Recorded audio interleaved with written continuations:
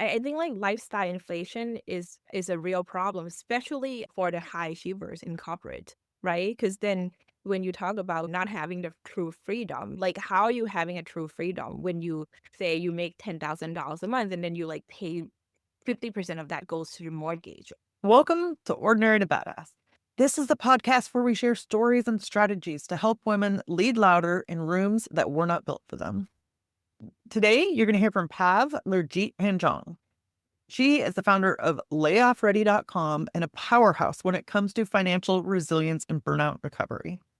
After leading million-dollar brands in corporate America for 23 years, she walked away from a 300K job at age 43 with zero safety net. Just a badass plan that she built for herself, and I love that. Now she helps other high achieving women reclaim their power, their peace, and their financial freedom before burnout and layoffs force their hand. When you're listening to this episode, you might be thinking, well, she's talking about walking away from her job, Marie. That's not what I'm doing. I'm trying to promote or I'm trying to stay in a leadership role. But here's the thing is you can stay in a leadership role and still be a financial powerhouse. So there's so much that you can learn from it. And then also, we don't know. Like the economy's changed, times changes, our bosses change. So you just never know your situation. So it's good to have a financial plan and a backup plan. All right, with that, let's get to it. Be confident, be bold, be authentic, but don't forget to take action. This is Ordinary to Badass, where our stories empower women to step into the spotlight of their own lives and pursue what they're truly passionate about. It's time to step into the arena and become more than just extraordinary. It's time to become a badass with your host, Marie Sonneman. Okay, I'm super excited. This week's badass move of the week. It's me.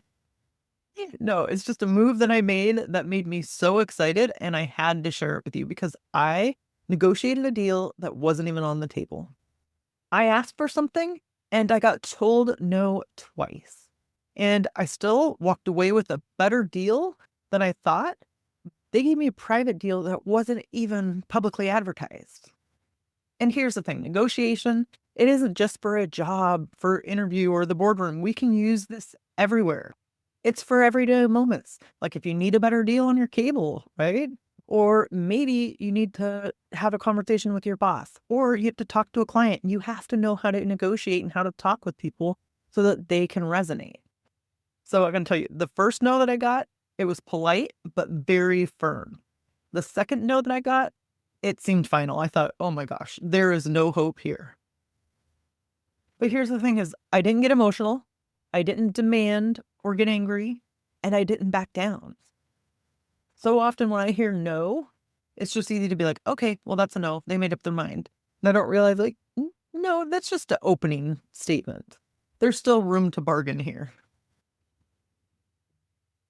So after the second no, I kind of got curious and I just said, okay, what would you do if you were in my shoes? And that one question flipped the whole conversation. And suddenly a limited time offer appeared. And it was one that they didn't give out to the public and didn't share. And actually it worked pretty darn good for my budget. I felt like I got a steal. So this is exactly the mindset that I teach in my new course that is how to get the promotion you deserve and to thrive as a leader. And in there, I share the exact tactics that I used and how you can do it too. Because negotiating isn't about being loud or pushy or obnoxious. It's about being strategic, calm, and knowing your worth. So if you want to learn how to ask, how to counter, how to walk away with worth without being argumentative, then definitely get on the wait list for the new course. And you can get that at ordinarytobadass.com/promotion-course. And here's the thing, you don't have to wait for somebody to hand you power. You can negotiate it. You can own it. And that's what badass leadership looks like. Okay, the next segment is from the inbox. And I really loved this question. It's, can I get the corner office and still have the family life? I think so often we think it's either or. It has to be one way or another. Either get the career you want or get the family life you want. But there's so much more to it. We're more complex than that. It's like we're out of 1995, right? Or we're out of the 90s where it has to be one or the other. Now there are definitely more options to choose from. You don't have to choose between your ambition and your present. You don't have to choose between ambition and your family. And I think this episode from Pab was super important because she really stopped listening to what she thought she should do and started going with her gut and what she knew to be true in her heart. And I don't think that we have to burn out, that we have to pick one or the other. I think it's just about being intentional in the space that we're in. When you're at work, be intentional about work. Try to fully focus on work. And then when you're at home, put the phone aside. Stop checking emails. Stop checking, words are hard. Stop checking text messages. Be solely focused on your spouse. Be solely focused on your kids. I think we forget the power of intention and how much just setting an intention really actually helps. And so that would be my challenge to you, is to really be all in where you're at. It's not going to say that you're not going to have times where you feel guilty or you feel bad, like, oh, I wish I was doing more of this. But are your kids going to regret or be mad at you for the fact that you went for your dream? Probably not. But the flip side of that is, can you be intentional? Can you put the phone aside for a little bit and fully focus on the family? I think that is huge, and that makes a lot more connection than we think. And then I would ask you too, how much pressure is your job putting on you to work extra versus how much pressure do you put on yourself? Because a lot of times we just want to do good and we want to overachieve, so we go the extra mile. But oftentimes nobody's asking us to do that. It's just us. And I know for me, I don't have a happy medium. So when I used to do work at home, I would do it all the time and I would feel the pressure to do it and keep doing it. And so I made a cutoff, and I obviously have the luxury of doing this, but I stopped doing work at home. Unless it related to like the people that I supervise, unless it related to them and them calling me, then no, I cut it off because it's like I have to have some separation, knowing that I don't have a line and I would take my computer home with me and do all the work at home. No, I had to make a hard line. Like, I'll do what I can in the office, but once I leave the office, then I'm leaving it behind until tomorrow. And just making that difference in my head absolutely helped. So yes, there's exceptions. There are jobs that demand more of you, and you have to look at what the requirements of the job are. If you're going for a promotion and you're required to work 60 hours a week, okay, then that's a different ballgame, and that's something to take into consideration. Are you really willing to work that amount of hours? But if it's just you putting the pressure on yourself, there is a lot of wiggle room there, and there's certainly a lot to say about being intentional. Okay, so the theme of this episode with Pav is confidence without apology and ambition without burnout. We're talking about letting go of roles that don't serve you, creating your own roadmap instead of following someone else's, and redefining what real success looks like. And today you're going to hear why Pav walked away from a 23-year marketing career, and when she walked away, the things she didn't have in place. How to spot when burnout is sneaking in, not just physically, but emotionally. And the bold truth about the difference between a career plan and a peace plan. Welcome to Ordinary to Badass. Whether you're ordinary or badass, I'm so glad you're here. Today's guest is Pav Lerjeet Panjong. Pav, thank you so much for being here. Excited to have you on the show. Thank you so much, Marie. Great to be here. I'm so honored to be here. So before we go any further, I've got to ask you, do you consider yourself ordinary or badass? Totally a badass. I love it. It always makes me happy when people just own it. Yeah. Have you always felt like a badass? No, not really, Marie. I would say like probably recently that okay, so it my inner I've always felt like a badass, but to actually lived it and become it, that was a long process. So I would say yes, yes and no. Yes, I always felt like a badass inside, but only too lately that I become a real badass. So, Live through it. what helped you live for it? Was it like one specific incident or was it a series of events over time? So it's actually like a series of events over time, but I would say like most recently, I walked away from my 300K job and retired from corporate at 43 to pursue my passion in making the world layoff ready. By the way, not because I had a trust fund or a sugar daddy or came from rich parents, no, but because I had the, how do I say that, audacity to build a backup plan before life forced my hand. And I think that's what made me a badass. Yes, I love it. So, this walking away from corporate, what led you to make that decision? And was it a hard choice? Totally, Marie. I would say this is like years in the making. So let me just like maybe backtrack a little bit. So like by the book, I got it all, or whatever people call it as success, right? Like successful career, top MBA, rich husband, now ex. But none of that really mattered the day that I honestly like I miss my grandmother's passing.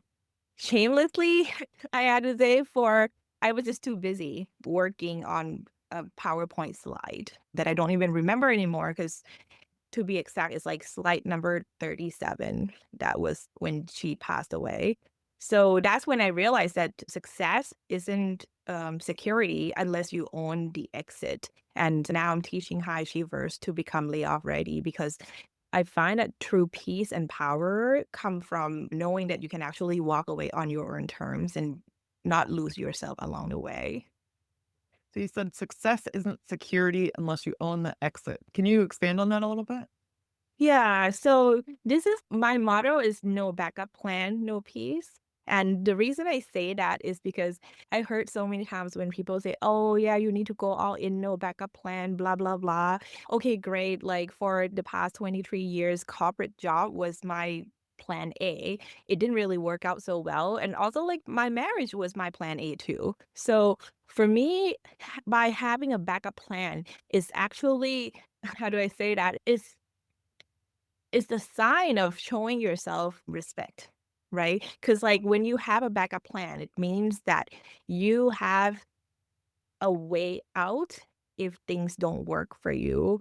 Because Albert Einstein's definition of crazy is doing the same thing that's not working over and over again. So I think most of successful people, the reason has failed so many times, but the reason that they become successful is because they fail a lot and then they learn along the way and then they get back up. And that's what backup plan is helping. Yes, that's so good. And I know, I think so many times we think failure is a bad thing or it means something bad about us, but it's usually the successful people are the ones that have failed and then they're not afraid to get back up and try again. Exactly. So I can't wait to get into this and to find out more, but will you tell us a little bit about yourself? Yes. So I think besides the fact that I consider myself a badass, I am a Thai immigrant. I was born and raised in Thailand. And so I think the immigrant life actually has taught me a lot of things about work ethics and which kind of tie to this conversation about how you become layoff proof. Because like in the past, I never really thought that I need to layoff proof my life. I always believed that by being loyal to your company, by being loyal to your marriage, to your plan A. That's the way to go. That's the way to bring you peace, security, and purpose and power. But from what I've learned through my divorce, through my experience in corporate, I think that's how I become more and more convinced that you need to be your own rich man, you need to have a backup plan and layoff ready. So, like a plan B for your marriage, is that like having a financial backup plan or what do you mean by that? Exactly. Yeah, so, that's exactly Marie. By having a plan B means that it doesn't matter, like, maybe you can have your financial situation, like, separate or together with your significant others, but always I think it's so important more and more these days, especially for women to become financially independent, right? To maybe if you're a stay-at-home mom is fine because a mom's job is actually a really big job in itself, right? But always have that control of your finance, no matter like how or where the source of incomes is. So I think it's so important because even high achieving women, we're not necessarily taught to handle our finances or how to manage our finances or that it's even okay to talk about. So, what's something women can do to start to have a backup plan? Yeah, so I would say three things. And I am guilty as that. I did not learn financial literacy until I turned like 38, 39, when life actually forced me to have my own backup plan to actually learn how to manage my own finance. Especially, let me tell you this, Marie, like, and I've talked to so many successful women in corporate. When I first asked them this question, I was like in awe to hear the answer. Okay, if I were to ask you, Marie, what's your net worth? Would you know that off top of your head? You don't have to tell me the number, but most people don't know that. Because the higher you climb the corporate ladder is a little bit so, of the trust thing that you have to delegate to the so-called experts, right? Financial advisor or your accountant. So you kind of like a little bit lose sight a little bit on that. So I would say knowing your numbers, that's very important. There are three numbers that I would say this is like your golden numbers. Number one is your net worth. So that's asset minus liabilities. Basically, this is like your baseline on how much money you have and then how much you owe. And then the second number is I call it the FU number. Some people think of FU number as, oh, the number that you can just walk away and be free forever. There are different level of FU. So for me, FU number in this case is more about the, I would say like kind of like emergency fund, but a little bit more than that. Typically, when people think about emergency fund, is about 3 to 6 months of your monthly expenses, right? But I would say let's extend that a little bit more to 6 to 12 months, especially these days. It's so hard to find a job if we get laid off. It's a little bit taking a little bit longer to find a job. So 6 to 12 months of monthly expenses that can help sustain. Or it could be like that's the amount of money that can give you the power to walk away from, say, toxic relationship, toxic job, or a situation that no longer serving you, that gives you the power to like, okay, you're not stuck there. And the last number, which I didn't learn this until I would say like in my 40s, is the FIRE number. That's the financial independence retire early number. So the way to calculate the number is super easy. You can just basically think about your annual expenses and then divide it by 4%. And the 4% is the amount of money that you can safely withdraw from your investment. So basically, that's the amount of money that you need invested in the stock market. And then with the 4% that you take out, that leaves a little bit more room for the money to grow. Okay, so to recap, the three numbers are your net worth, your FU number, and then your fire number. Is that accurate? Yes. Okay. And so let's talk about the walk away power because I think that my audience, we like to make bold moves. And so it's nice to have the option to walk away and to build your financial security so that you can make the choices you want and you can make the bold moves. What did that look like for you? How did you come up with a plan to make a bold move to leave your marriage or to leave your corporate job? Yeah. So to be honest with you, during my marriage, I literally just walked away from my marriage with pretty much barely anything. And that was like my first, how do I say that, real life version of a layoff, I would say. So don't do that. And that kind of prompted me now in my like preparedness era that I become more layoff ready. So basically, by being layoff ready, it doesn't mean that, oh, you're gonna walk away tomorrow and or like you just call your boss and say, hey, I quit. That's irresponsible, right? But for me, I would say layoff ready is a process. And the first step that we talked about was to make sure that like the three golden numbers. And then the second one, I would say for me, what I did was, okay, I make sure that I prepare myself financially, getting out of debt. That's very important. And then the second one is also like to have a backup income just in case. And I would say these days, especially for anyone in corporate, not having a backup income or like another source of income from your corporate is so risky. Yeah. So I would say that's very critical. And then the last but not least, also prepare your mindset as well. I think this one, especially for me, was really hard. And I call this exercise like anchor your identity. So basically, for me, I've always, since I've been in corporate for 23 years, I've always thought of myself as my title. I tie pretty much like my whole identity as okay, like this is path, work for this company, this industry, and really molded my identity to my job, to my role. But I would encourage the audience to think about who are you without your job?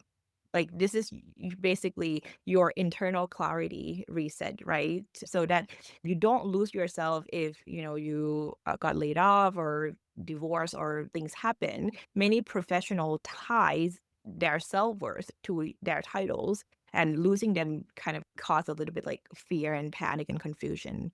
So I think it's so important to like really prepare yourself mentally to rebuild your identity from the ground up. So what did you do to rebuild your identity? What did I do to rebuild my identity? So basically, what I did was just like, I just grabbed a pen and paper and then just wrote down, okay, like, path, what what am I besides my job, right? I am a daughter. I am half a friend. I am a small business owner. So I actually had to like literally write down each one of them. And then next to it, basically, I just say, okay, like why that's so important to me. And then from there, it really helps you put things in perspective that, okay, your job is only one small piece of your whole entire life when you look from the overall grand scheme of things. Yeah. And then sometimes it's good to have it in front of you, to write it down and have something that you can look at and refer back to when you have your doubts or you're not sure. Yeah, exactly. And one thing, Marie, that took me a while was I call this you need to make sure that you know how to value and monetize your genius. And when I talk to a lot of my students or my friends in corporate, when I ask them, okay, if you got laid off tomorrow and say you had no access to your checking account or your paycheck, how are you even going to be making $1,000? To my surprise, they were clueless. Literally, that was me a few years ago. I would be like, Marie, I would not know how to make $1,000, let alone $100 besides my corporate job. So I think this is something that you have to start building the confidence, right? The confidence to be able to earn outside your job. Literally, when I think about this whole thing, you get paid so much money from corporate to do what you do. Why not leverage your skill set, your transferable that is already valuable, that your job is paying you back for, to actually make money outside? It's kind of like, in a way, your insurance policy as well. So I think, yeah, make sure that you build that confidence. You don't have to start big, just $1,000 a month would be a starting goal. For me, it was even like 500 because I didn't really have that much confidence to do that. But once you start doing it, then it's wow, okay, I can actually do this. Then you start to get more confidence. Yes, and I think that's so true because part of my story is I had paid off $106,000 in debt in just under 2 years. But it's like when I first started, I felt so intimidated. Like I didn't know how to budget and I kept feeling stupid doing it. And I think a lot of times we feel like, oh, if we don't know right off the bat or if it doesn't come easy to us, then just don't figure it out or it's not for me. But it's like, no, actually, sometimes you get the confidence from keep pushing through even when you don't know, and then once you finally do it, it's, "Oh," and it's I didn't feel like a badass when I was $106,000 in debt, but then afterwards, it's like it's a cool story to tell, like, it felt cool at the end, so sometimes you just have to push through maybe that resistance. Have you found that? Oh, yeah, totally, Marie. And I mean, congratulations. That is definitely the definition of a badass. Yeah, yeah, definitely. I think it's all about confidence. Some people say that, oh, you need to like get the result first, see it, and then you can have the confidence. But then I say just act it first Uh, and then it will come. yes, it's the action. It's like the taking the tiny actions or, like, it's the ordinary stuff throughout that you do every day, and it seems so basic or so ordinary, but then that in the end is, like, what makes you feel like a badass. Yes, baby step at a time. Yes, totally. So you've talked about this idea of having multiple sources of income or don't just have your day job, have other sources. How should somebody go about that? Or what if they're like, I don't see myself as an entrepreneur? What would you say to them? Yeah, so I would say it can be multiple different things, right? Like for me at the beginning, I was just basically dog walking for my neighbor because I just wanted to prove to myself that I can actually do something outside corporate that makes money. And then after that, eventually it became okay, like I can start a little bit like of a side hustle business, right? And these days it's so easy. You have social media, YouTube, like you post and then you get the money for the views or affiliate marketing. Like there are so many different paths. And then back to what I was referring to before on, okay, since your job is already paying you big bucks for it, like why not leverage the skills that you already have? Say, for example, for me, I was working in marketing. So I leverage my existing marketing skills and do consulting after work. So just anything that helps you kind of like gain the momentum. And then it doesn't have to be something that, oh, like my dream job, like this is like my passion, but just something to kind of help you start building the confidence and go from there. And maybe you might find entrepreneurship the new passion. So, what is something like a myth or a misunderstanding that high achieving women have about money? Oh my gosh, I don't even know where to start, Marie. What's the myth about money?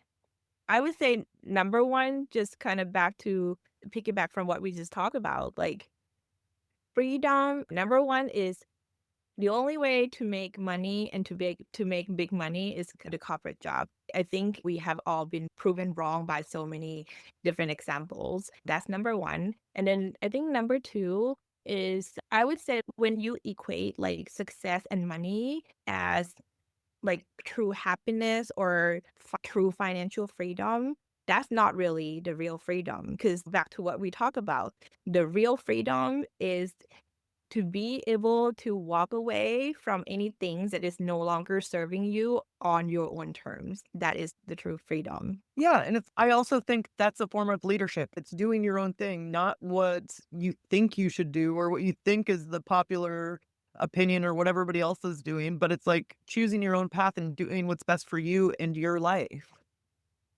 Yeah, totally. Because when I first started working my corporate job, I thought like leadership meant that you have to climb the corporate ladder and become VP, director, CEOs of sort. But more and more these days, or like even when I was working, which is a few months ago, until then, I think like there are so many forms of leaderships, right? It could be like you step up on a project or you step up on certain things. So leadership comes in many forms, and that also include entrepreneurship as well. Yeah, and so can you talk about that, like your role as a leader now and how that looks? It doesn't even because I don't think it has to be a formal leader. Like leaders are in all different shapes and forms. Yeah. I mean, I think like in the past, for me, it used to be more like, okay, leader, as in how can I lead my department? How can I lead my team to get to the goals that the corporate set for me, right? But now it's more about like the mission. I think that's more kind of like when you mentioned about the form of leadership can comes in many things. So for me, the form of leadership now is what can I do to help spread the message to as many people as possible to help them layout proof your life? Because these days, there's really no true job security anymore. AI is taking over our jobs, right? And I think like they were saying something about like by 2032, that won't, I don't think that there'll be that many traditional jobs. So I think my form of leadership is to help people, get layoff proof your life. And yeah. So how have your money beliefs changed since now you are well educated about setting yourself up for your financial future? How have they changed from when you were in corporate? So when I was in corporate, let me just like maybe give you this story. So when I was so appalled, Marie, right? When I was thinking about, okay, I need to get my FU number and then think about my fire number so that I can eventually retire at the time. I was like, okay, what's my monthly expense?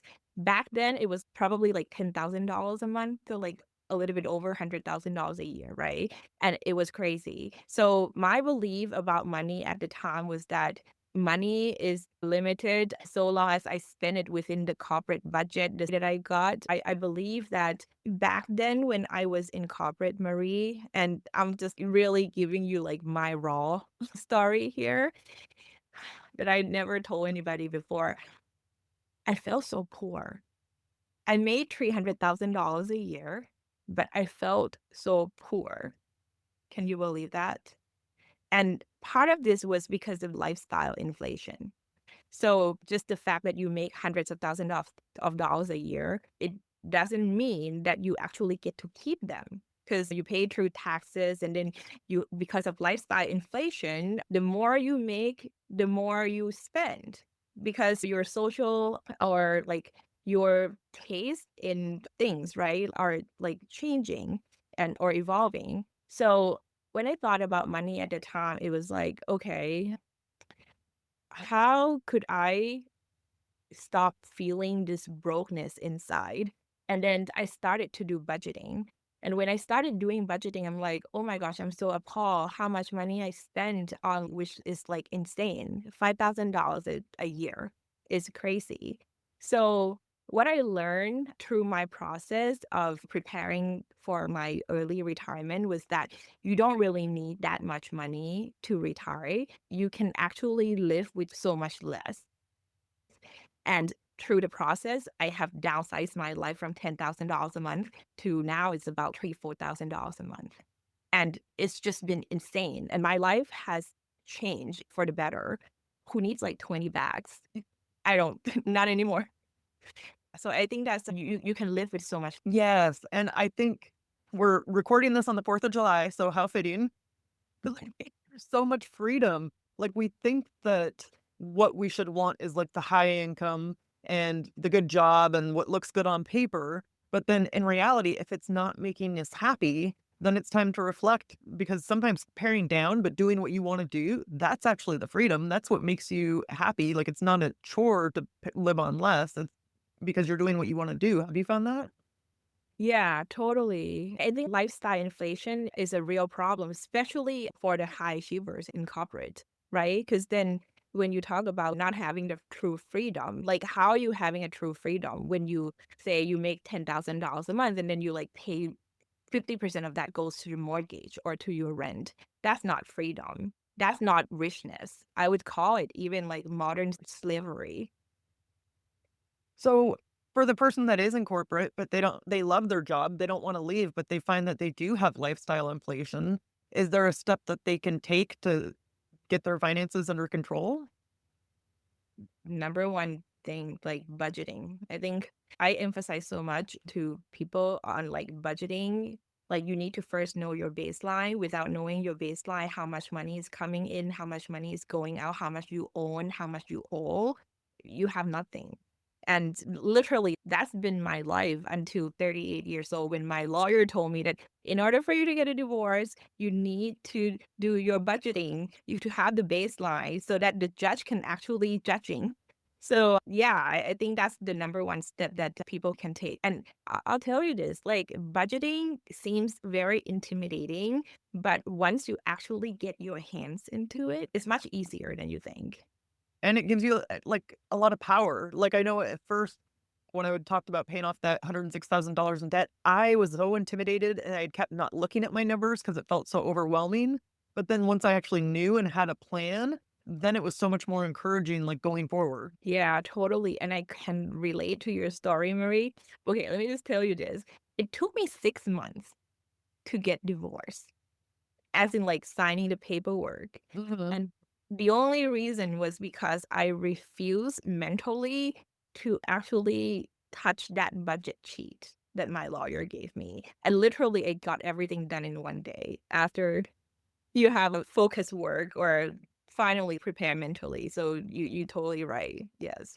Yeah, it's funny, and we do that so often, like, we find something that seems so overwhelming, and we just keep putting it off, and then you stressed yourself out for 6 months when it could have been done in a day. I'm not blaming you, we've all done it in, like, different areas of our life, so it's, like, funny, just put it on your to-do list for the week. Yeah, totally. And Track. I think also as a woman, owning your relationship with money and freedom can feel like a taboo sometimes too.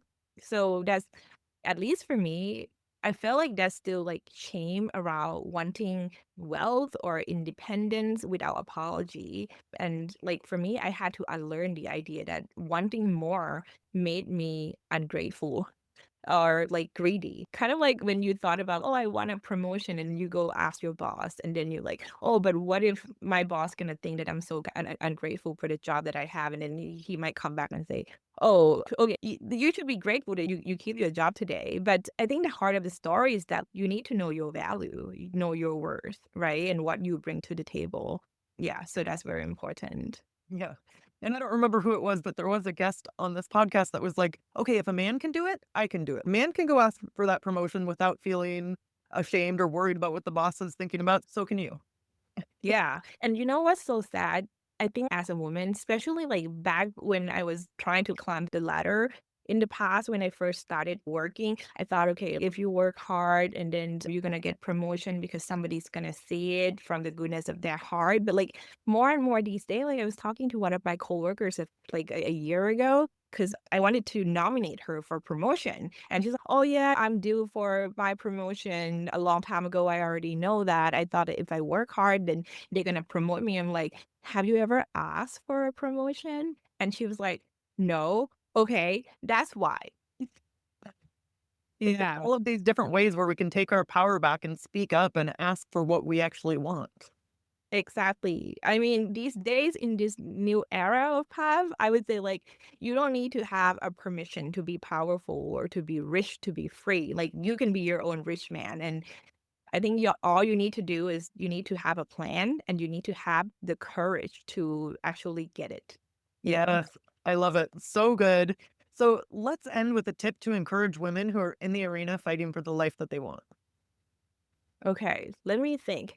So in terms of the corporate, you want me to talk more about the corporate tips or more so on like financial tips? Any tip, like a life tip. It can be financial tip, it could be a life tip, just anything.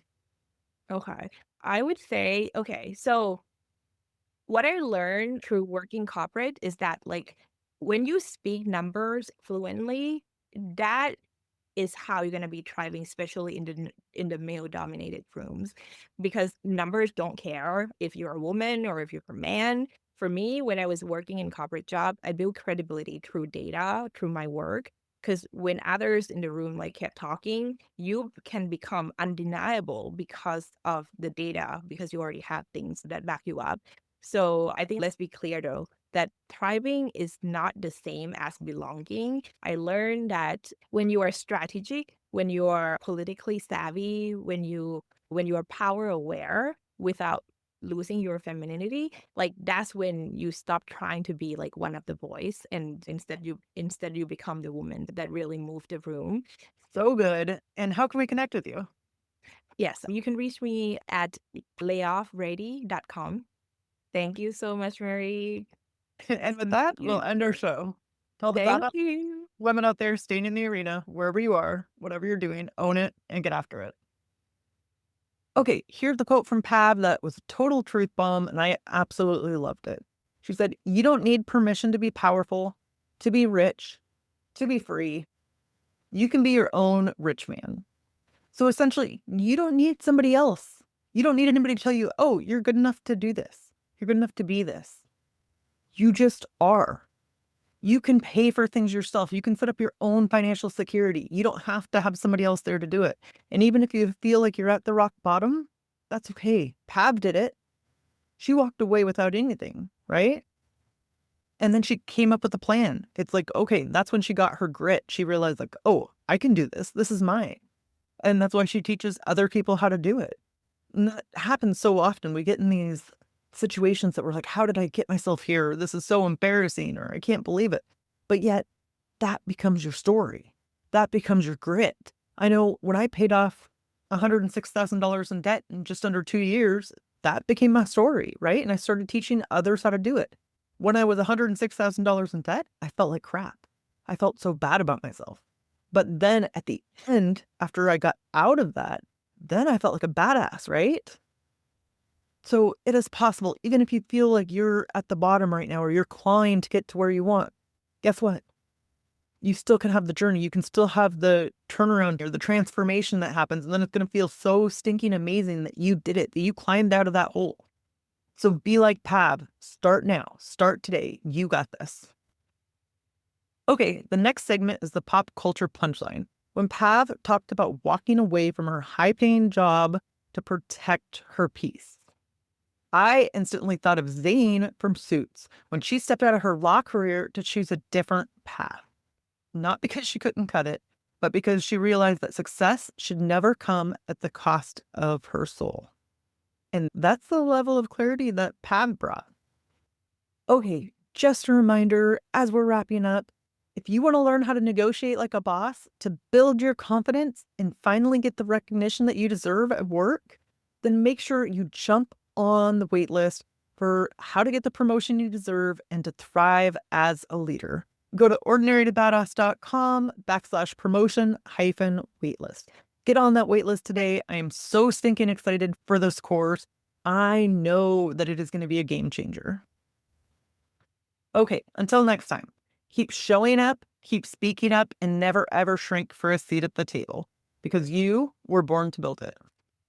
Now that you've listened to this episode of Ordinary to Badass, we want to hear from you. Go to our website, ordinarytobadass.com/podcast, and submit your own experience on how you took your life from ordinary to badass and get the chance to be on a future Spotlight episode of the show. That's ordinarytobadass.com/podcast. While you're waiting for the next episode of the show, wipe off the sweat, dust off the dirt, and get back in the arena.